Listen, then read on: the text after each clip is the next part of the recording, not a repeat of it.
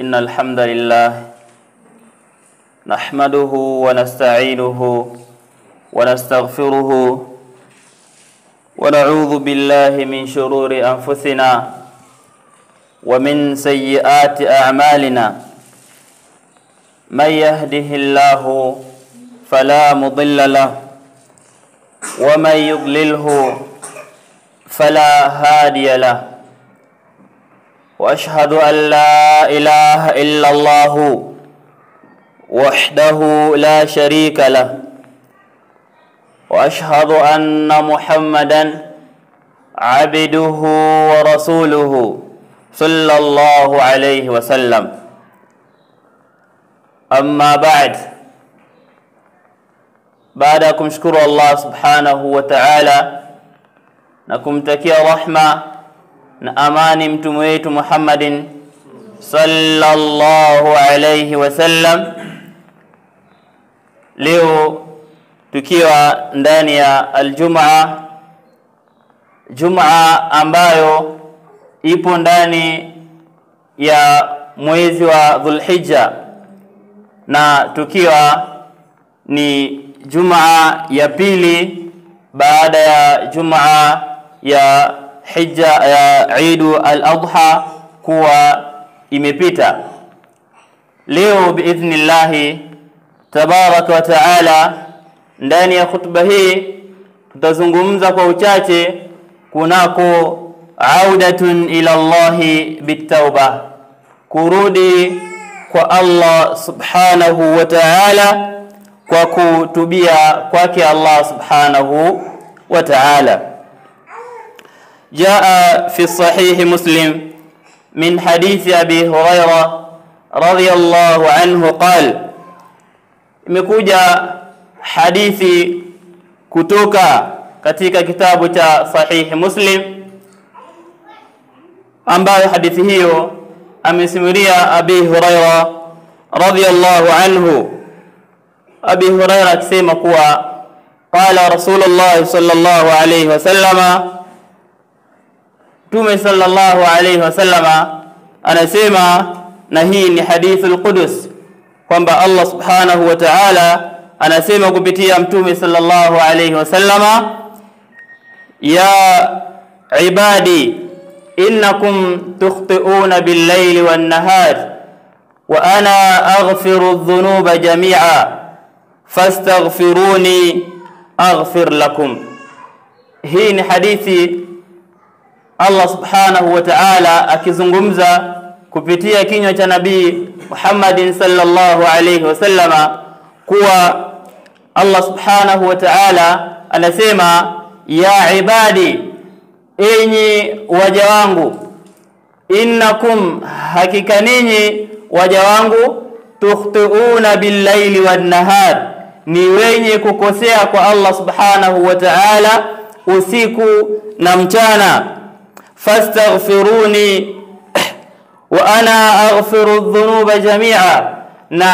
mimi Allah subhanahu wa ta'ala nasamehe makosa ya wale wanaokosea makosa yote. Maana Allah subhanahu wa ta'ala anasamehe yale ambayo sisi tunakosea yote, ikiwa tu tutamtaka msamaha yeye Allah subhanahu wa ta'ala.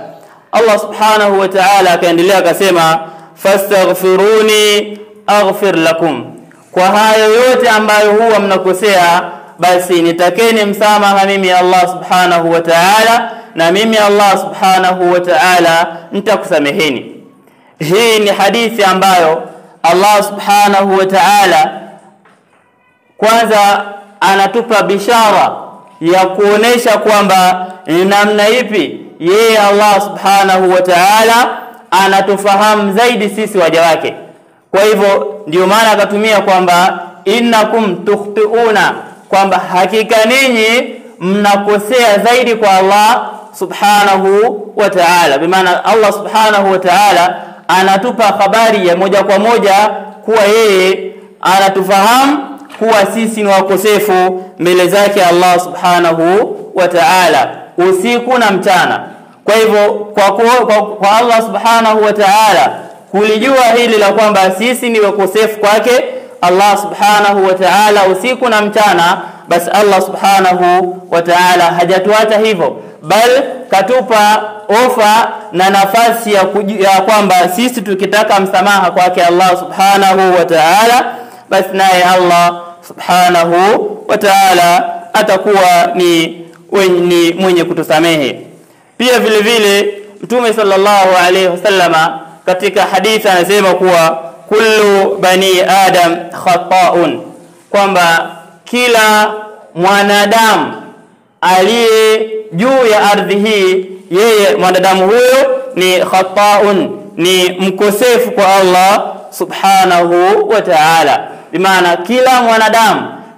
Pia hii hadithi inajulisha kwamba Mtume sallallahu alaihi wasallama ni namna ipi alikuwa akitoa habari za sahihi, hadithi ambazo au maneno au habari ambazo hazina shaka ndani yake. Kwa hivyo Mtume sallallahu alaihi wasallam anasema kullu bani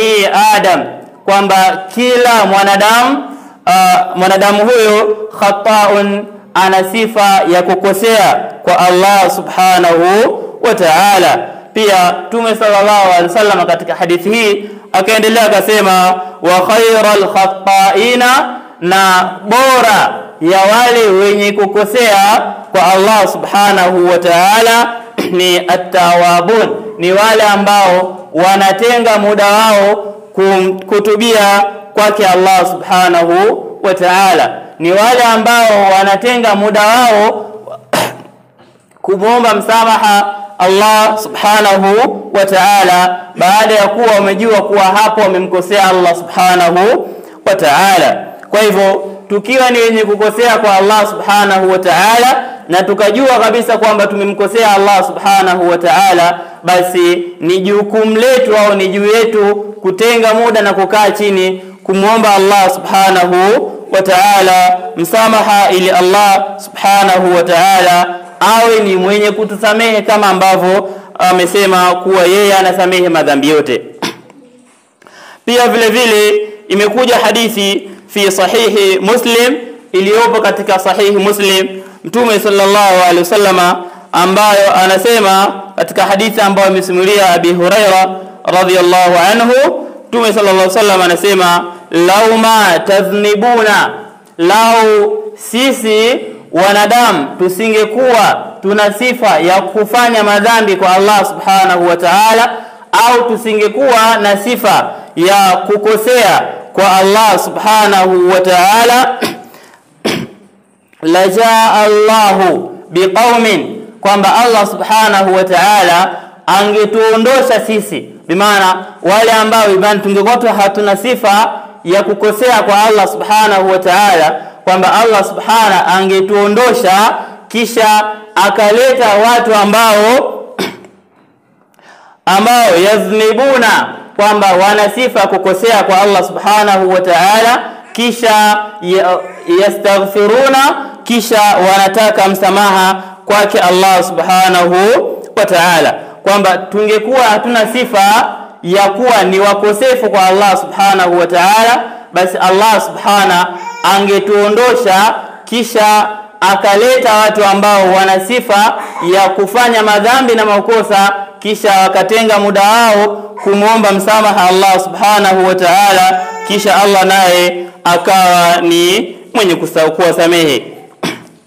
Kwa hivyo hizi hadithi zote zinaonesha kuwa ni namna ipi sisi wanadamu au sisi waja wa Allah subhanahu wa ta'ala tuliopo juu ya ardhi yake Allah subhanahu wa ta'ala tuna sifa ya kumkosea Allah subhanahu wa ta'ala. Kwa hivyo ili tuwe wabora kwa Allah tabaraka wa ta'ala, ni lazima tuwe ni wenye kukosea, kisha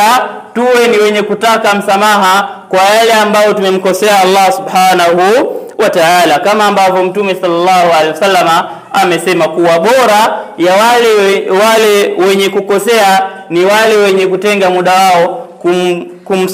kumomba msamaha yule waliomkosea ambaye ni Mola wao Allah subhanahu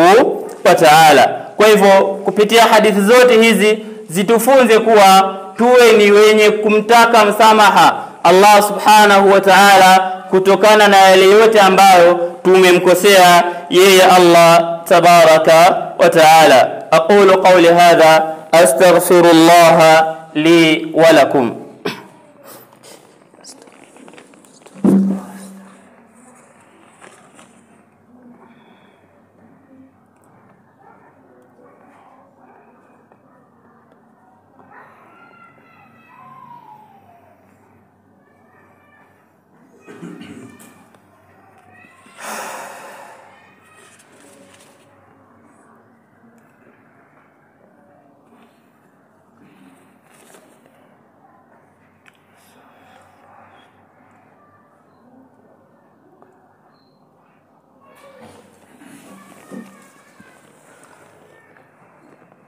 الحمد لله والصلاة والسلام على رسول الله محمد ابن عبد الله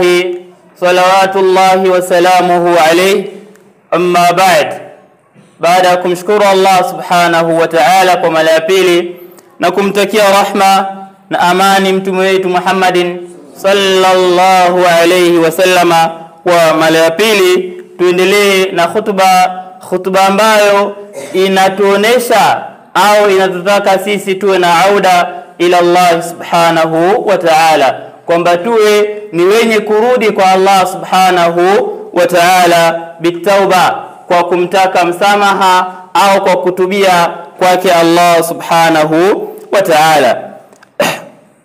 Tushakwisha chukua hadithi tofauti ambazo Allah subhanahu wa ta'ala ametuzungumzisha, pia mtume sallallahu alaihi wasallama ametuzungumzisha. Kwa hivyo tuendelee na hutuba hii ya pili. Kwa kumalizia hutuba yetu, tuchukue hadithi pia tatu ambazo mtume sallallahu alaihi wasallama anasema katika hadithi hii ambayo tutaanza nao kwenye hizi tatu za hutuba ya mwisho. Mtume sallallahu alaihi wasallam anasema ibna Adam,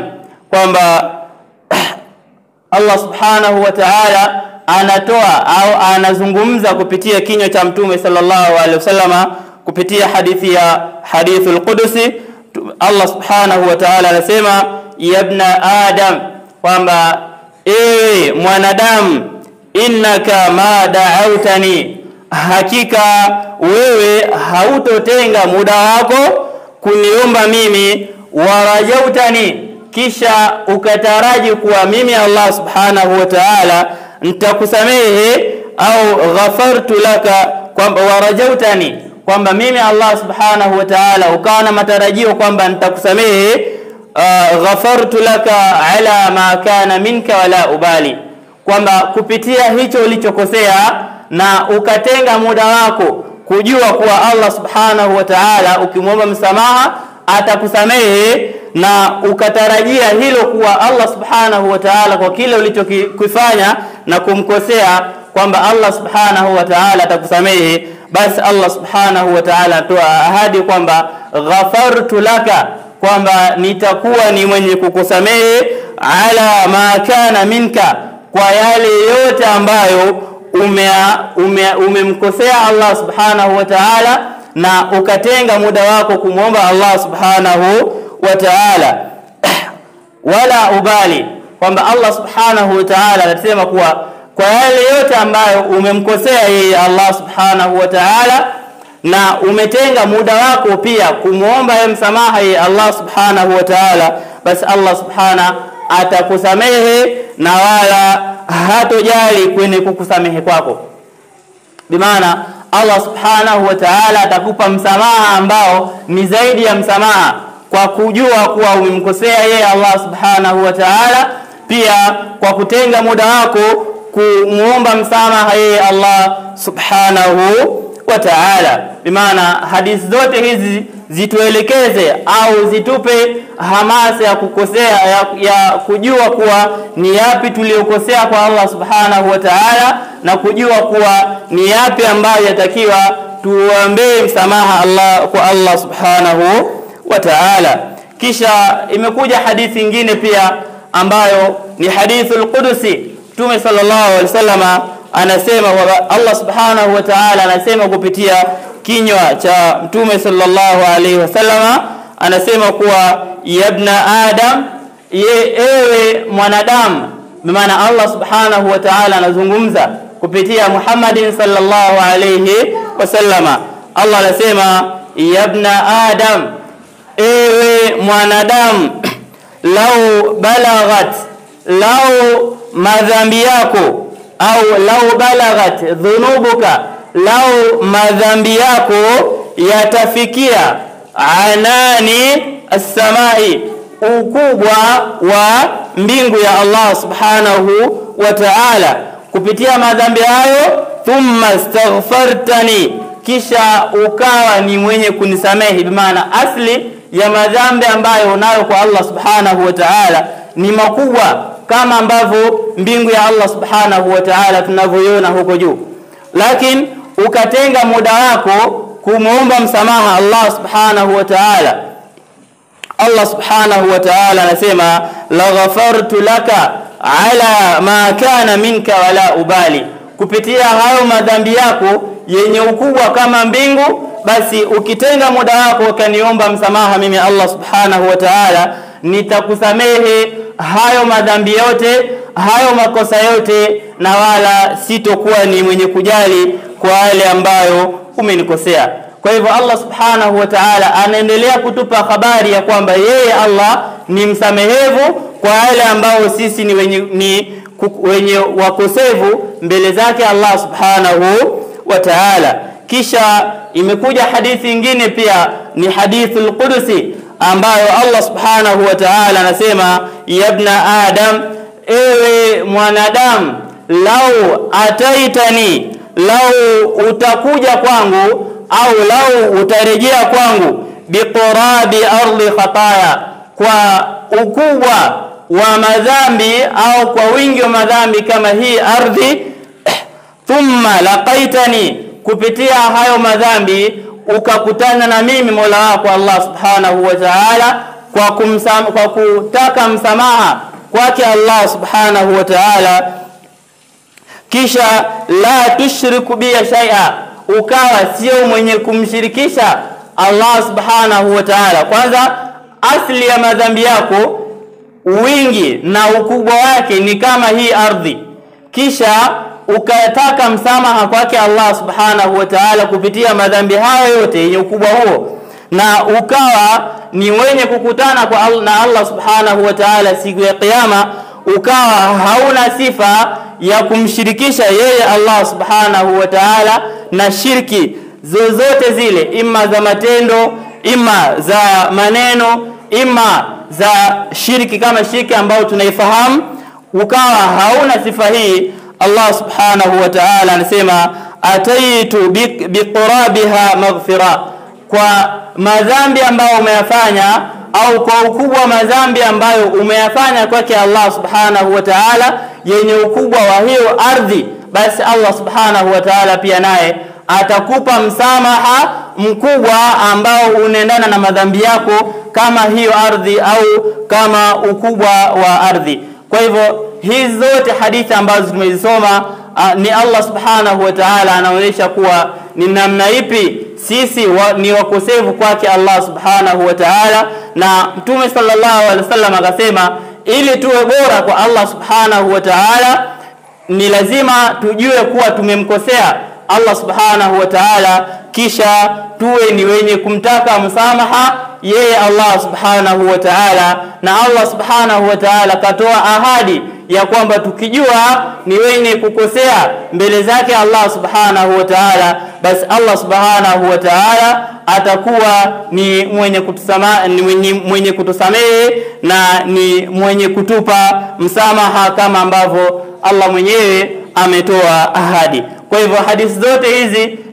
zitufunze na zitupe hamasa kuwa kwa yale yote ambayo tumemkosea yeye Allah subhanahu wa ta'ala, tuwe ni wenye kurudi kwake Allah subhanahu wa ta'ala, na tuwe ni wenye kutaraji kuwa tukirudi kwa Allah subhanahu wa ta'ala atatusamehe madhambi yetu. Kwa hivyo hutuba yetu inaishia hapo, na biidhnillah tupate faida hiyo au hii faida ambayo tumeipata tukawe ni wenye kuishi. Allahumma salli ala Muhammad wa ala ali Muhammad kama sallaita ala Ibrahim wa ala ali Ibrahim innaka Hamidun Majid. Allahumma barik ala Muhammad wa ala ali Muhammad kama barakta ala Ibrahim وعلى آل إبراهيم إنك حميد مجيد. اللهم ربنا آتنا في الدنيا حسنة وفي الآخرة حسنة وقنا عذاب النار. وصلى الله على رسول الله صلى الله عليه وسلم والحمد لله رب العالمين وأقيم الصلاة.